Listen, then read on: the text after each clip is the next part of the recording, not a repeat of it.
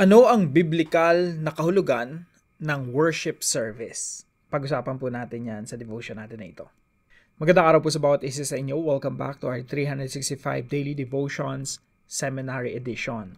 Binabati ko po muna yung ating mga kababayan na mga ka-devotion natin sa Cagayan. Ingat po kayo ngayong araw at malakas po ang ulan. At hello po kay Nanay Rose and Attorney Ruth Karangyan. Hello po sa inyo. Now, yung topic po natin ngayon ay worship service. Medyo mabigat po yung topic natin ngayon, no? Worship service. At saktong-sakto po para sa ngayong araw. Now, emphasize po natin yung salitang latreia sa Greek po kung saan nasulat yung New Testament.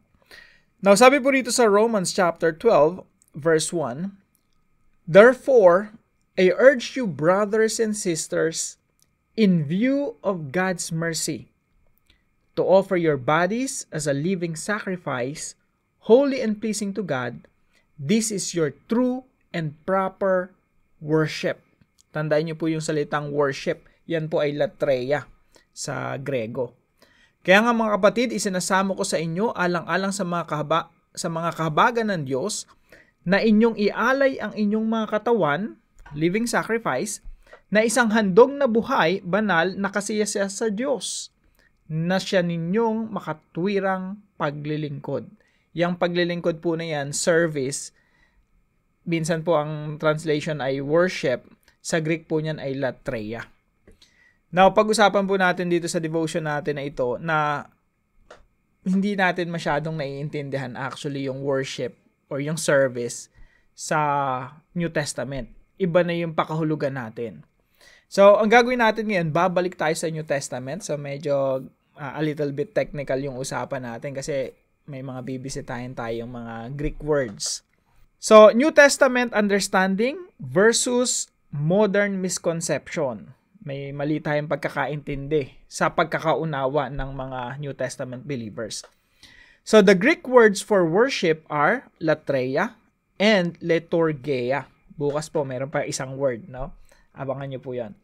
So, coming from Old Testament roots, describing priestly duties or sacrificial service.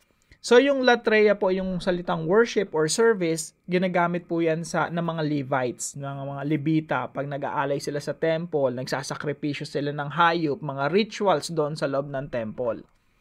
But, pakinggan nyo po ito.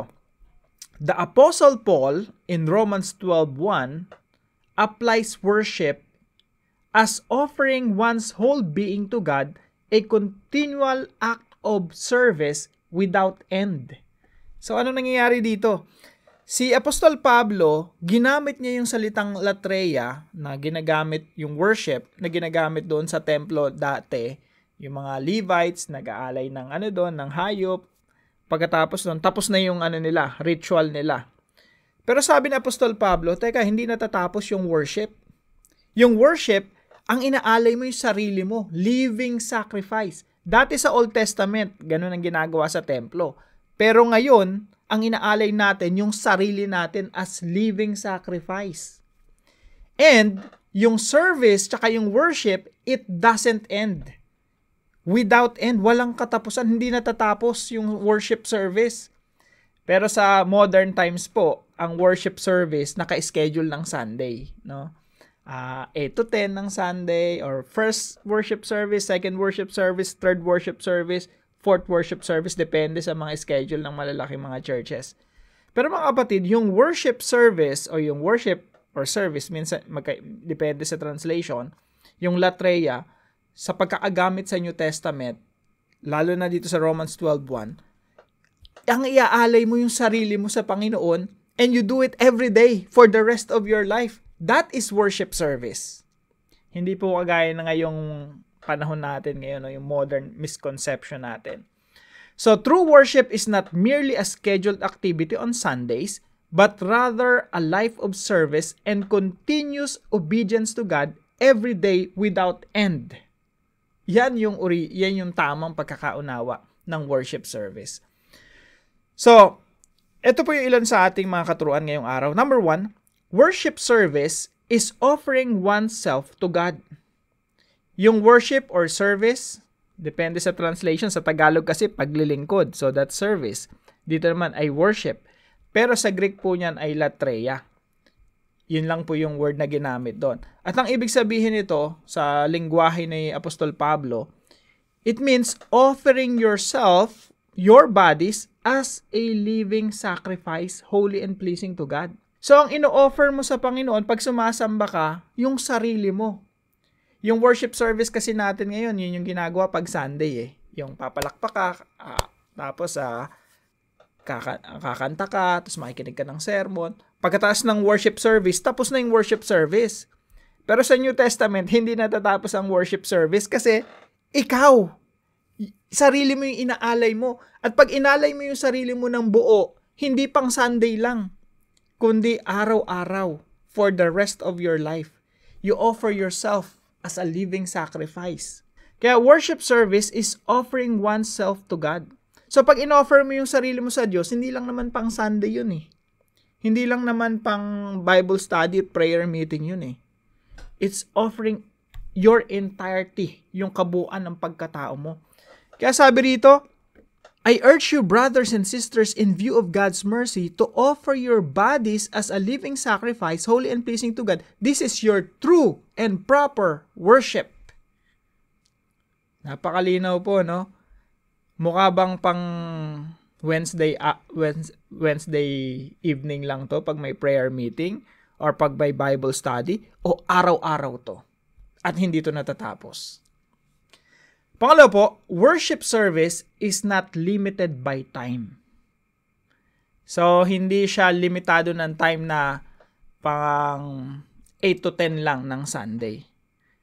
Kailangan maunawaan po natin, of course, importante yun, no? Yung pupunta tayo sa Christian gathering, meron tayong corporate doon na, pag-awit at pananalangin, pakikinig ng mensahe. Importante po yun. Pero tandaan natin, hindi natatapos yung worship service. It is not limited by time.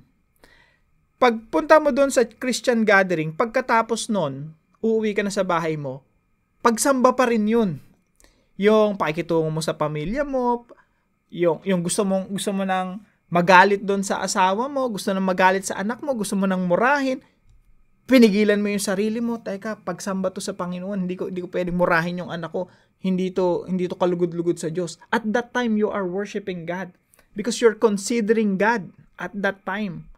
Kaya hindi natatapos eh. Kaya hindi pwede na nagsimba ka, umattend ka sa Christian gathering, no? Tapos pag uwi mo, puro pagmumura na yung sinasabi mo. Kasi nga, yung worship service, hindi natatapos. Pangatlo po, worship service is not limited by space. Hindi po limitado ng space. Na minsan, mabuti lang tayo pag nandun sa church, no? Mabuti lang tayo pag kaharap si pastor o kaharap si preacher or kaharap yung mga Bible study leaders or discipler. Or pag nandun lang tayo sa specific place of worship, no? Hindi pwedeng dun lang tayo mabait. Hindi pwedeng dun lang tayo mabuti. Hindi pwedeng dun lang tayo, nakaka-bless pag nagsasalita. Dapat pag uwi mo sa bahay, pagpunta mo sa school, pagpunta mo sa opisina, pag bumukas yung bibig mo, nakaka-bless pa rin. Bakit? Kasi nga, yung worship service, hindi siya nagtatapos, hindi siya limited by time, hindi siya limited by space. At ito yung pangarap ko sa Pilipinas, no? Habang lumalaganap ang ebanghelyo, no? Yung mga churches natin, yung mga preacher ang ipinipreach, yung worship hindi natatapos. Kaya pagpunta nyo kung ikaw ay abogado, kung ikaw ay doktor, ikaw ay nurse, pagpunta nyo sa mga trabaho nyo, kung ikaw ay congressman, no? Pagpunta nyo, sumasamba pa rin kayo sa Panginoon doon. Kaya lahat ng gagawin nyo doon sa Congress, isang uri ng pagsamba. Lahat ng gagawin nyo doon sa husgado, senado, sa BIR, sa DPWH, sa mga eskwelahan, lahat yun pagsamba. Yan ang mensahe nating mga Kristiyano. Worship does not end. Mamaya po sa separate video natin, no, daanan natin yung background nito para mas malalim yung talakay natin. So, paano po natin ito i-apply sa ating mga buhay? Number 1 po, offer yourself as a living sacrifice. Mga kapatid, sa gathering natin, no, hindi tayo nag-o-offer ng kanta o ng palakpak sa Panginoon. Hindi tayo nag-o-offer ng kapiraso ng oras natin sa Panginoon. Hindi tayo nag-o-offer ng kapirasong, pag nandun lang tayo sa sacred space, dun na lang natin no-offer sa Panginoon yung buhay natin. Hindi po ganun yung worship service. Hindi po tayo nag-o-offer ng kapiraso sa Panginoon o yung sasabihin natin sa loob ng church building, yun lang yung pagpupuri mo sa Panginoon. Nagpupurit sumasamba ka pa rin sa Panginoon even outside the worship hall, quote-unquote worship hall. So mga kapatid, offer yourself as a living sacrifice. Kaya nga ako, ang mensahe ko talaga, kung ikaw ay Kristiyanong taga-DPWH, no? Pagbalik mo doon sa opisina mo, ikaw lang Kristiyano doon. Pinapapirma ka ng boss mo. Pirma mo na to. Teka, pagsamba pa rin to sa Panginoon eh. Alang-alang sa pagmamahal ko sa Diyos, pagrespeto ko sa Diyos, paggalang at takot ko sa Diyos. Kailangan gawin ko yung tama. Hindi ko pipirmahan yan. Pag tinanong ka ng boss ko, ba't di mo pinipirmahan yan? Uusigin ka na nun. Literally, magiging sakripisyo ka. No? Living sacrifice ka talaga nun, literally. Why? Because you're honoring God in your workplace. At yan ang kailangan natin sa bansa natin. Yan ang kailangan natin sa mga eskwelahan, sa mga opisina, sa mga nagnenegosyo, sa mga businesses, marketplace. Yan ang kailangan natin sa mga pamilya. Mga taong willing magsakripisyo, no? Ialay nila yung buhay nila as a living sacrifice before God. Pangalawa po, follow God's instruction continuously. Sinusunod po natin yung instruction ng Diyos ng tuloy-tuloy. By the way, yung kasunod po nitong Romans 12:1 ay yung verse 2 nito, sabi dito, do not conform to the pattern of this world, but be transformed by the renewing of your mind. Then you will be able to test and approve what God's will is, His good, pleasing, and perfect will. Huwag niyong tularan ng sanlibutang ito. Nakita niyo po? Yung tunay na pagsamba, once you give yourself as a living sacrifice, you're obeying God's instructions continuously, not just on Sunday, but every day of your life, for the rest of your life. Hindi mo tinutularan ang sinasabi ng mundong ito, ang pattern ng mundong ito. Meron tayong pagbabago ng isip, nakakaiba sa pag-iisip ng mundo, and we're obeying God. That is worship service. Ang linaw po nito, sinasabi po, ito yung true and proper worship. And when you don't conform to the pattern of this world, you are worshiping God. You are honoring God. So follow God's instruction continuously. Kahit against the flow ka, kahit salungat ka sa mundong ito, di bali nang salungatin ng mundo, basta nakapanig sa iyo ang Diyos. Kesa kakampi mo ang mundo, kaaway mo naman ang Diyos. Follow God's instruction continuously. Pangatlo po, worship God in workplaces and all spaces of life. Again, pag inalay mo yung sarili mo sa Panginoon as a living sacrifice, damay lahat ng ginagawa natin eh. Kasi when you offer yourself, dati kasi po sa Old Testament, ang in-offer nila patay na sakripisyo. Kaya pagkatapos nun, tapos na yung worship service, tapos na yung latreia, no? Pero ngayon, ang in-offer mo, sarili mo. You're offering yourself alive. Kaya hindi natatapos ang worship service eh. Tuloy-tuloy yan eh. Kahit nandun ka na sa trabaho mo, you're still worshiping God. In all spaces of life, kahit pumunta ka sa kusina, nagluluto ka, kailangan mong pagbutihan yan. Why? Because you're worshiping God. Pagkausap mo yung mister mo, yung misis mo, ang ganda ng pakikipag-usap mo sa kanya, disente, maayos, walang dakdak, walang mura, walang init ng ulo. Why? Because you're still worshiping God. Hindi pa natatapos yung worship service. The way you discipline your kids is part of worship service. So worship God in workplaces and all spaces of life. Para po sa ating discussion, how can you practically worship God at all times? Practically speaking.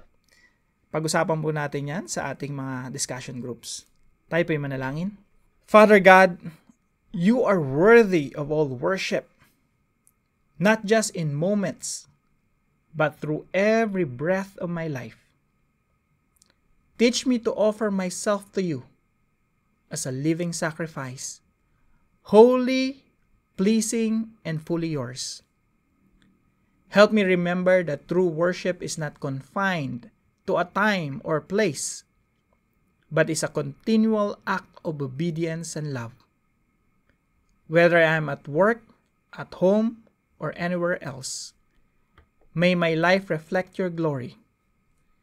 Fill me with your Spirit, so that all I do becomes service unto you. In Jesus' name I pray. Amen and amen. Maraming salamat po sa partner natin. Walang sawa. Thank you po sa inyo. Ma'am Catalina, pagpalain po kayo ng ating Panginoon. At kung kayo po ay may natutunan sa devotion natin na ito, ipalam nyo lang po sa comment section right below this video.